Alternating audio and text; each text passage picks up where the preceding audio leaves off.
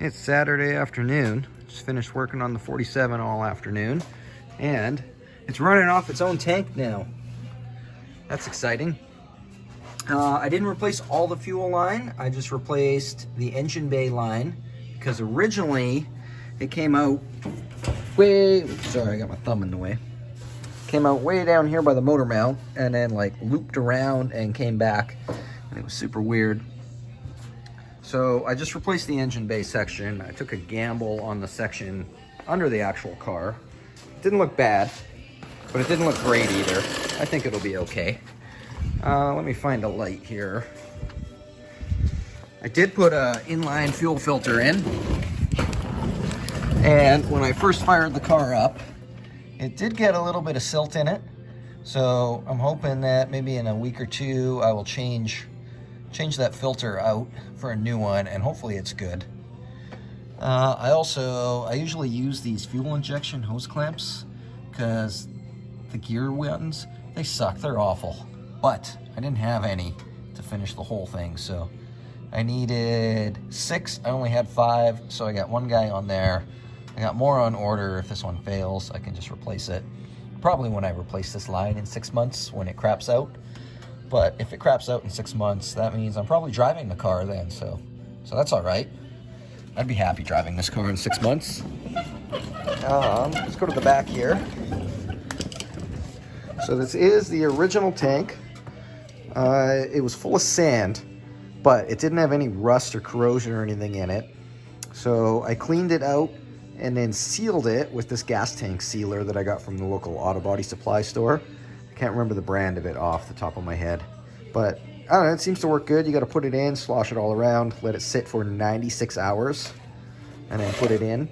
I put a new fuel sending unit in as well. I'm not sure what brand it is. I got it from a local old car supply place in Langley. So hopefully it works okay. I'm always skeptical about new reproduction parts. One thing that is not completely done on the gas tank yet is I don't have my filler neck hooked up. And, oh, it goes up there. Reason being, I thought I had fuel filler neck hose at the shop here, but I did not to connect that guy. So I went to 3 different parts stores today, and none of them had it. They're like, 2 of the parts stores, the guys didn't even know what I was talking about, which is pretty common now, I guess.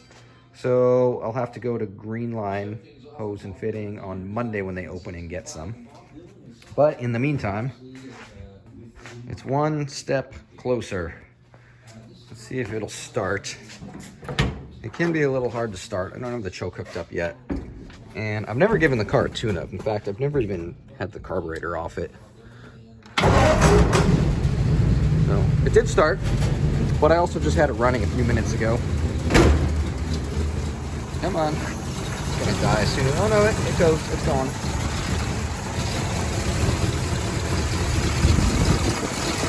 So once I get the car a little further along, then we'll worry about making it run really nice. But for now, it runs good enough to get in and out of the shop on Saturdays.